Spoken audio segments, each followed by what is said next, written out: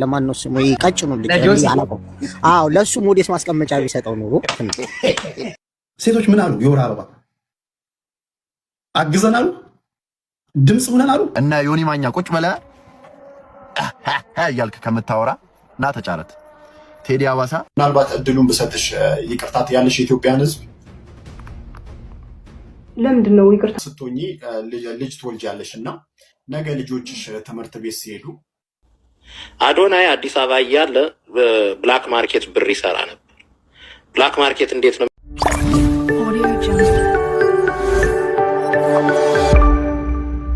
እንዴት ናችሁልኝ የምወዳችሁ ቤተሰቦቼ? እየተካሄደ ያለውን ነገር አብረን እኔና ሐሳባችንን እንሰጥበታለን። ይመጣጣችሁ ሴቶች ምን አሉ የወር አበባ አግዘናሉ ድምጽ ሆነናል። እዚህ ጋር የመጣው ፍጥጫ ይሄ ነው። ምን የወር አበባ ምንድን የተለየ ነገር አልገባኝ። ምንድን ነው የወር አበባ አጀንዳ ነው የወቅቱ አጀንዳ ነው። እሺ አንተ ሲሆን ቀይ የለበስከው የወር አበባ ነው። ኦኬ በቃ ሲምቦላይዝ ለማድረግ ነው አልክ። ጋርዱ ምንድን ነው? ሞዴስ ነው ከኋላ የቆመው ጋርዱ ምንድን ነው? እሱ ምን ሲምቦላይዝ ለማድረግ ነው እንዲህ እያለ የሚራመደው? አንድ ጋርድ አለ ቴሌግራም ላይ አስቀምጬላችኋለሁ። ስፖርት እንስራ ነው ምክንያቱም እኔ የወር አበባ እንትን ለማለት ነው ለማሳየት ነው ምናምን ካለ ኦኬ ጋርዱስ ምንድን ነው? ትክክለኛ ጥያቄ ነው። እና ዮኒ ማኛ ቁጭ በለ ያልክ ከምታወራ ና ተጫረት ቴዲ አዋሳ ያው ነገሮችን እንዲጋርዱ ምናምን ከምትል ወንድሜ ና ተጫረት። በጣም ማከብረው ትልቅ ሰው በሃይማኖት ላይ ሲያስተምር ማቀው የተከበረ ትልቅ ሰው ዘመድኩን ስለኔ ልብስ እያወራ ሲያይ ለኔ ደበረኝና ሰው ለሳቸው ሪስፔክት አለኝ። ምንም መናገር አልፈልግም። መጫረክ ከፈለጉ ግን ይሄው በክብር ጋብዤዎታለሁ። የጨረታው መነሻ ግን አቶ ዮኒ ማኛ እያለን ከምንል ና ተጫረትና ገንዘቡን ብዙ የተደፈሩ ህፃናት ብዙ የተደፈሩ ሴቶች ያሉበት የእርዳታ ድርጅት አለና ወንድማችን ለዛ ና እርዳቸው። ከዛ በተረፈ አሁን ላይቭ ላይ ቃሉን አልጠራም፣ ግን ይሄ ሌላ ላይክ የሰይጣን ያስተሳሰብ ያለው ወሬ ጋር የኔን ስም አታገናኙ ፕሊዝ። እኔን አይወክለኝም እንደዛ አይነት ነገር። ነገርኳችሁ ኢትዮጵያ የእምነት ሀገር ነች። ፕላስ ደግሞ አም ክርስቲያን እና በፍጹም እንደዛ አይነት አስተሳሰብ ኖሮኝም አያውቅም ሊኖረኝም አይችልም። ይሄው እምወዳት እናቴን ኢንሳኝ ቃሌ ነው። እንደዛ አይነት የዘቀጠ አስተሳሰብ ግን የለኝም። ላይክ የሆነ ነገር እንትን ብሏቸው ምናምን ስለሌላው አይመለከተኝም፣ ስለራሴ ነው። ይሄው ክርስትናም የራሱ ያለባበስ ስርዓት አለው፣ እስልምናም የራሱ አስተሳሰብ አለው፣ ያለባበስ ስርዓት አለውና በእንደዚህ አይነት ስርዓት ውስጥ ያደኩ ልጅ አስተሳሰብ። ምናልባት እድሉን በሰጥሽ ይቅርታት ያለሽ ኢትዮጵያን ህዝብ ለምንድን ነው ይቅርታ የሚለው ማለት በምን ጊዜ? ምክንያቱም ህዝቡ ተቆጥቷል ባለባበስሽ ምክንያት ልክ አይደለችም ከባህላችን ያፈነገጠ ነው ብሏል። ምክንያቱም አንቺም ደግሞ ከህዝብ ጋር ነው የምትሰሪው። ኦልሞስት ደግሞ ከ600,000 በላይ ህዝብ ይከተልሻል። ልክ ነህ። ይቅርታ አሁን እንደነገርኩ አሁን ከዚህ ቀደም ብዬ እንደገለጽኩልህ የሰው ትችት አንድ ሰው የራሱን ሀሳብ የመግለጽ መብት አለው፣ አለመውደድ መብት አለው፣ መውደድ መብት አለው። ይሄ የኔን አለባበስ መውደድ አለበት ግዴታ ማለት የለብኝም። እኔ የራሴን አውትፊት ነው የለበስኩት። ስለዚህ አለመውደድም መውደድም መብት ስላለው የሚያነካካኝ እንትን የለም። ስለዚህ አልጠይቅም። ይቅርታ ጠይቂ። ይቅርታ የሚያስጠይቀኝ እኔ የሰራሁት ነገር የለም። ትቀጥይበታለሽ ሌላ ቀን ማለት ነው። እያዩ የሚያድጉ ህጻናትስ እንዳልኩ ነው። ከኔ እያዩ የሚያድጉ ህጻናት ከኔ ኮንፊደንስ ነው መጀመሪያ፣ በራስ መተማመን፣ ኮንፊደንስ፣ የሚፈልጉትን ነገር መናገር፣ ሀሳባቸውን በግልጽ መናገር፣ በድፍረት ራቁት መውጣት እንደሚቻል መማር አለባቸው ብዬ ማሰበው። ሁለተኛው ሲቀጣል ብዙ ልጆች ለምሳሌ ልጆቻችን እኮ እንትን ስለሚያዩ ህጻናት ስላሉ እንደዚህ ስለሚሉ ሲጀምር ከ18 ዓመት በታች ፕላትፎርሙ አይፈቅድም ልጆች ቲክቶክ ላይ እንዲቀመጡ ማለት ነው። ስለዚህ አንድ ወላጅ ልጄ አንቺን ማየት የለበትም ብሎ ካሰበ ሲጀምር ልጁ ነው መጀመሪያ ቲክቶክ ላይ መጠቀም የሌለበት ማለት ነው። ራይት እንደዛ ነው።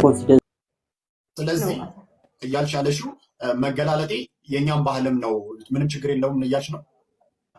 መልካም። አሁን የምትለብሽው ልብስ ነገ እናት መሆንሽ አይቀርምና ዳርቻው የልብሱ ጉዳይ እኔና አንቺን እያነጋገረን ስለሆነ ኢሹም እሱ ስለሆነ ነገ እናት ስትሆኚ ልጅ ትወልጃለሽ እና ነገ ልጆችሽ ትምህርት ቤት ሲሄዱ የጓደኞቻቸው ምናልባት ያኔም ኢንተርኔቱ ከዚህ በላይ ስለሚሆን አውጥተው እናታችሁን ልዩ ብለው ሙድ ሊይዙባቸው ይችላሉ ብለሽ አስበሽ ታውቂያለሽ? አሁን ላይ እንደዛ ብዬ አላስብም። እንደነገርኩ አሁንም ደግሜ በጣም ብዙ ጊዜ ደጋግሜ የምናገረው በጣም ከሰለጠነ በጣም ከተማረ ቤተሰብ የተወለድኩኝ እና አስተዳደጌም ከሰለጠኑ ቤተሰቦች ጋር ነው እና እኔም የሰለጠንኩኝ እናት ነው መሆኗ ማለት ነው። ልጄ የፈለገውን ልብስ እንዲለብስ የፈለገውን ፋሽን እንዲከተል ለምሳሌ ሰዎች ቢተቹት በአለባበሱ ሊሆን ይችላል፣ በእንትኑ በአቋሙ ሊሆን ይችላል፣ በብዙ ነገሩ በመልኩ ሊሆን ይችላል። ምንም አይነት ትችት ቢደርስበት ያለውን ነገር አክሰፕት የሚያደርግ የሰለጠነ ልጅ የማፍራት ሀሳብ ነው ያለኝ። ስለዚህ እርግጠኛ ነኝ ነገር እንደውም ወደፊት እርግጠኛ ነኝ ከ5 እና ከ10 ዓመት በኋላ ልጆች ቤተሰብ ምናምን ይኖረኛል እና በጣም ፋሽን ተከታይ ቤተሰቦች ፋሚሊ እንደማፈራ ተስፋ አደርጋለሁ። ጭራሽ እንኳን እንደዚህ አይነት ስሜት ሊሰማኝ ቀርቶ ማለት ነው።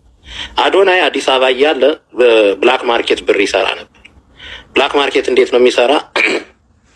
ወንድሙ እዚህ ያለ ብዬሻለሁ። እኔና ወንድሙ ጓደኛሞች፣ የእሱ ታላቅ ወንድም ሰለሞን ይባላል። እኔና ሰለሞን ጓደኛሞች ነንና ሰለሞን የሚሰራ እንግዲህ ብላክ ማርኬት ነው። ያው ከህወሓት ጋር ተያይዞ ማለት እንደዛ አይነት ፖለቲካ አታርገው ምናምን ስላላችሁኝ ነው እንጂ ህወሓቶች ናቸው። እሱ ብር እዚህ ይልካል። እዚህ ዲሲ አካባቢ ያለውን ዲሲ ኤሪያ ብር የሚልክ የእሱ ወንድም ነው። እሱ አዲስ አበባ ለአዶናይ ነው የሚሰጠው። አዶናይ ነው የተላከውን ብር ዲስትሪቢዩት የሚያደርግ የነበረ ማለት ነው። ከዛ በኋላ ሰለሞን ለእኔ ነገረኝ፣ ላመጣው ነው ምናምን ብሎ ማለት ኢሌጋል ነው ያመጣው።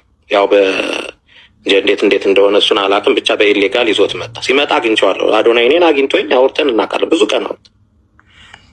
ከዛ በኋላ እንደምታስታውሹ ከኦባማ ቀጥሎ ትራምፕ መጣ ማለት ነው። ትራምፕ በመጣ ጊዜ እንደዚሁ ኢሌጋል ኢሚግራንቶችን ማሳደድ ጀምሮ ነበር። ያኔ ብዙ ሰዎች ናቸው፣ አዶናይ ብቻ ሳይሆን ብዙ ሰው ወደ ካናዳ ወጥቷል።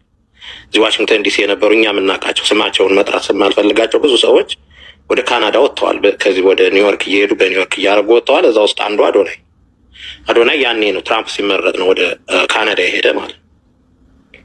ከዛ እንግዲህ ወደ ካናዳ ሄዶ የገጠመውን ያው ራሱን ተናግሮታል። ስለዚህ እኔ በአካል ስለማውቀው ነው እንጂ ውሸቴን አይደል። ወንድሙ ሰለሞን ይባል ያለው ሲልቨር ስፕሪንግ ዲኤምቪ ኤሪያ ያለ ብዙ ሰው ያውቀዋል። ብር ይልካል፣ እስካሁንም ይልካል። ሐዋላ አድርጎት ወደ ሌጋሊ ትንቀይሮት ኦፊስ አድርጎ ምናምን ይሰራል። እና ወንድሙ አለ እዚህ፣ ውሸት አይደለም። እና እኔ ዝም ብዬ ውሸቴን አይደለም። እንዲሁም አሁን ሌሊት ነው እኛ ጋር 3:39 ነው እንጂ ደውዬ ሁላ ማውራት እችላለሁ። ወንድሙ ነገም ሂጄ ብር የሚልክበት ቢሮው ላይ ላናግርልሽ እችላለሁ። እኔ አልዋሽም።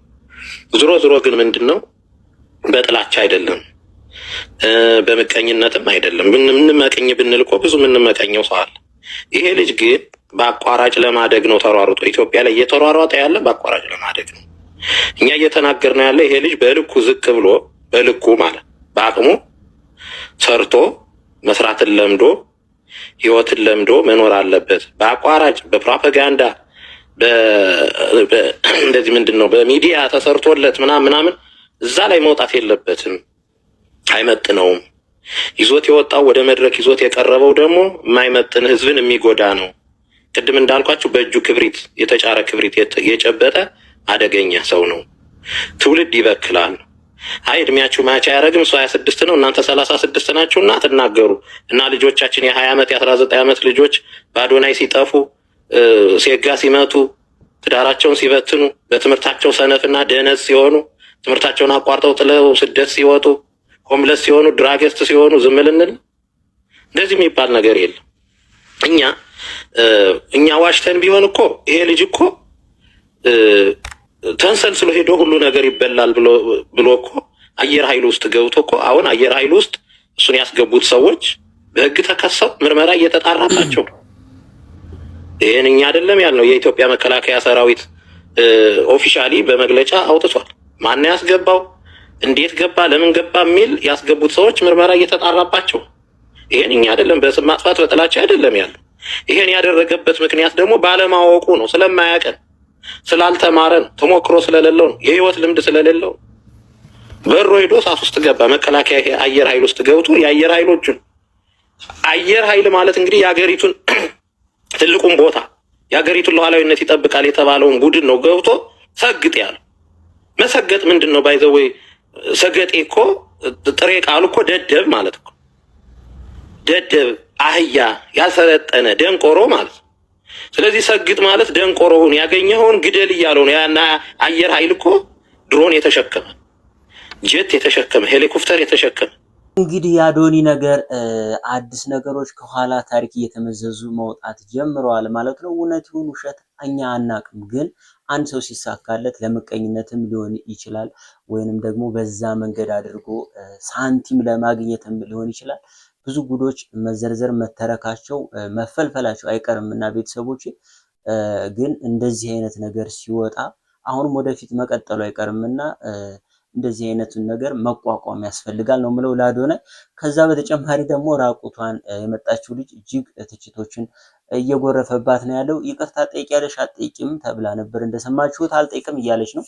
ታዳጊዎች እንደውም ኮንፊደንስ ከኔ መማር አለባቸው እያለች ነው። ራቁታቸውን ወደፊት የሚመጡትም ልጆች እንዲሄዱ ልታረግብን ነው ይቺ ሰው። ስለዚህ የሚሻለው ነገር እንደዚህ አይነት ኢቨንቶች በጣም ብዙ ሰዎች የሚታደሙበት ነገር ሲዘጋጅ ፕሮቶኮል መፈተሽ አለበት።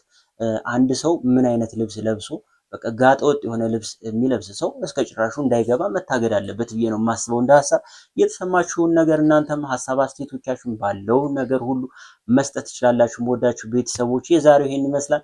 በሌሎች ጉዳዮች እንመለሳለን። ሰላማችሁ ይብዛ፣ ይመቻችሁ።